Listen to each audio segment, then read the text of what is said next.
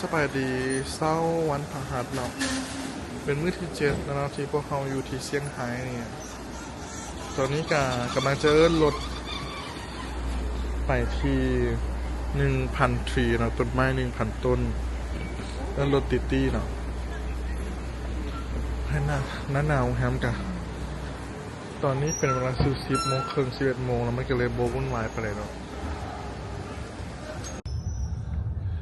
ทุกคนเขาก็ขี่รถติตี้เนาะไปวันทางสุดทีนะคะ17.8อยู่อันนั้นทุกคนใครที่ขึ้นติตี้อย่าลืมใส่เข็มขัดนะเพราะว่ามีตำรวจกวดตลอดมาสันตะทึกปรับใหม่ฟูเจียนโด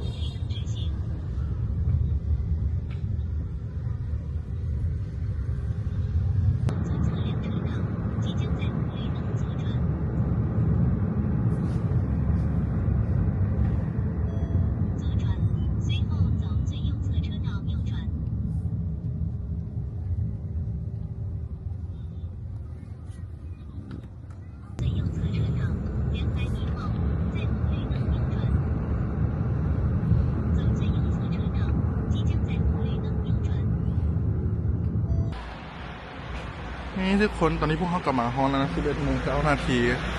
มาฮอนต้นไม้ 1,000 ทรีนะ 1,000 ทรีเนาะอยู่ที่เซี่ยงไฮ้นี่เขาจะข้ามไปฝั่งนั้นกันนี่เป็นห้างนะทุกคนจะอยู่ห้างป้างามขนาดเลยว้าทุกคนห้างนี้งามขนาดเลยเป็นห้างอยู่ติดกับวันเทาเส้นทีเลยเนาะเขาจะเตรียมจัดฮาโลวีน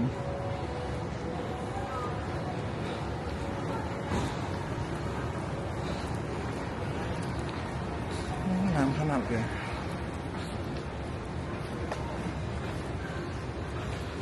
นี่ห้างเสี่ยวมี่แล้วจัดฮาโลวีนมีห้างโทรศัพท์นี่ยังเต็มเลยนี่ห้างนี่นะห้างนี่เครื่องเป็นตนาฮะแบบเดียวกันไม่ใช่ตัว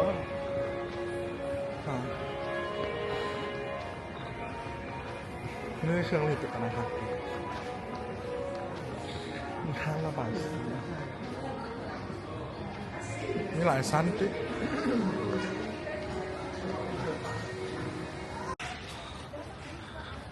ก็จะจัดฮาโลวีนเต็มเลย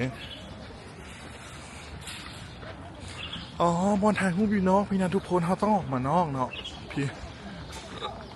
ผมจะเห็นต้นไม้ 1,000 ต้นต้นทรีมันป้าบักใหญ่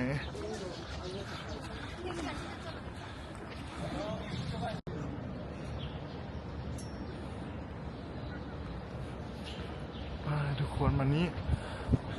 เขาต้องย่างข้ามไปทางนั้นเนาะไปฝั่งนั้น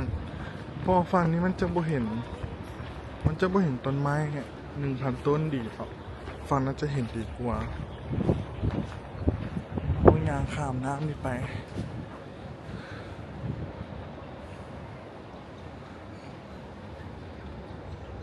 งามขนาดเลย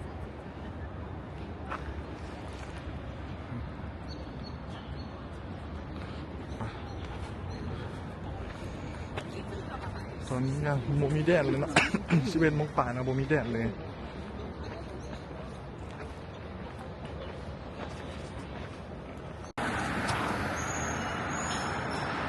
คนเขียนในต้นไม้หลายขนาดเลย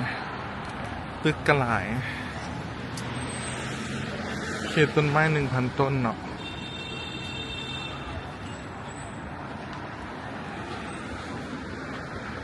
สะอาดขนาดโมมีขี้อ่ะจักเม็ดเลย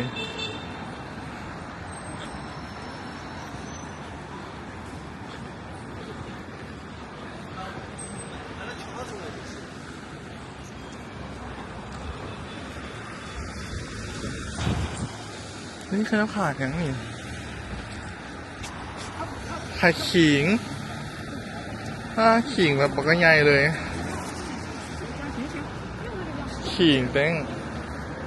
拿这去看，给他这个拿这个，这个。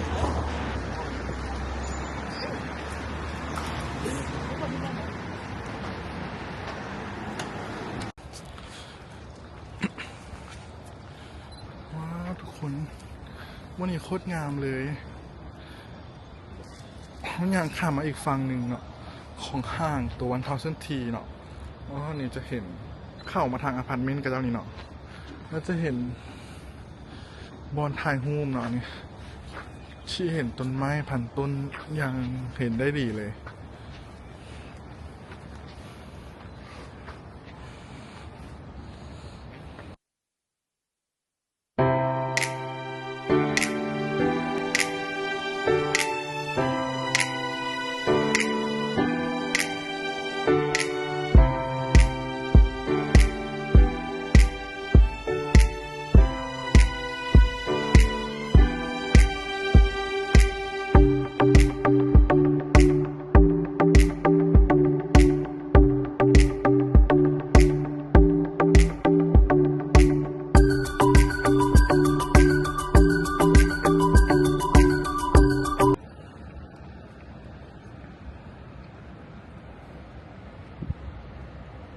วันทาวเซนทีเซี่ยงไฮ้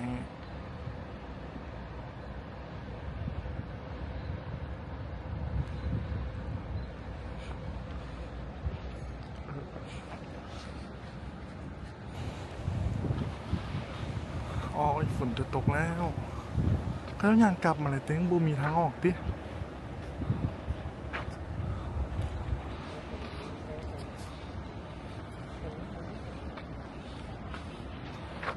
ทุกคนฝนตก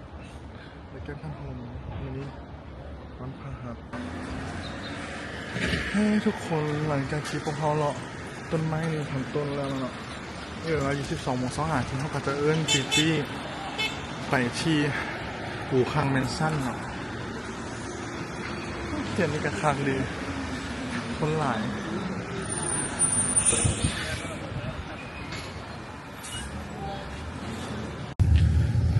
ทุกคนทั้งอาคีติตี้แล้วเนาะไปที่บูคังแมนซันเนาะราคา38 หยวนราคาขนาดเลยอันนี้หลังคาเป็นแก้ว